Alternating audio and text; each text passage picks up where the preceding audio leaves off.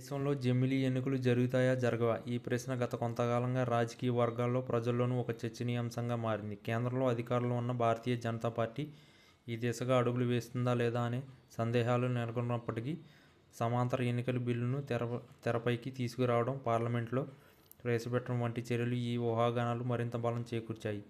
ఈ విషయంపై ప్రత్యేకంగా 6 నెలల పాటు అధ్యయనం కూడా జరిగింది. అయినప్పటికీ ఈ సందేహాలు పూర్తిగా తొలగిపోలేదు. ఇందుకు ప్రధాన కారణం గతంలో బీజేపీ కొన్ని రాష్ట్రాల ఎన్నికల్లో ఆశించిన ఫలితాలు సాధించకపోవడమే.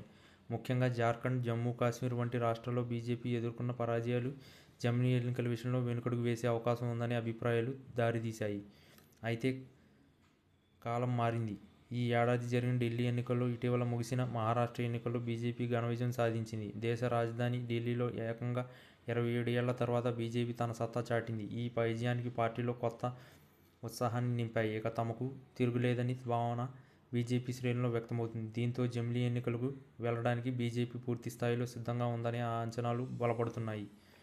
దేశవ్యాప్తంగా రాజకీయ పరిస్థితులను పరిశీలిస్తే పంజాబ్, తెలంగాణ, కర్ణాటక, జార్ఖండ్, తమిళనాడు, కేరళ, జమ్మూ కాశ్మీర్, పశ్చిమ బెంగాల్ మినహా దాదాపు అన్ని రాష్ట్రాల్లో బీజేపీ ఒంటరిగా లేదా నేషనల్ డెమోక్రటిక్ అలయన్స్ భాగస్వామ్యంతో అధికారంలో ఉంది. జమిలీ ఎన్నికల విషయంలో ఈ రాష్ట్రాల మద్దతు ఇవ్వకపోయినా బీజేపీకి పెద్ద ఇబ్బంది ఉండకపోవచ్చు. ఎందుకంటే తమకు మద్దతు ఇచ్చే రాష్ట్రాల సంఖ్య గణనీయంగా ఉంది. అంతేకాకుండా ప్రస్తుతం అధికారంలో లేని అనేక రాష్ట్రాల్లో కూడా ప్రతిపక్షాల పట్ల క్రమంగా బలహీనపడుతూ బీజేపీ వైపు మొగ్గు చూపుతున్నట్లు కనిపిస్తుంది. ఈ పరిస్థితులన్నిటినీ పరిగణలోకి తీసుకుంటే జమిలీ ఎన్నికలకు బీజేపీ సిద్ధం కావడం ఖాయమని రాజకీయ విశ్లేషకులు అభిప్రాయపడుతున్నారు.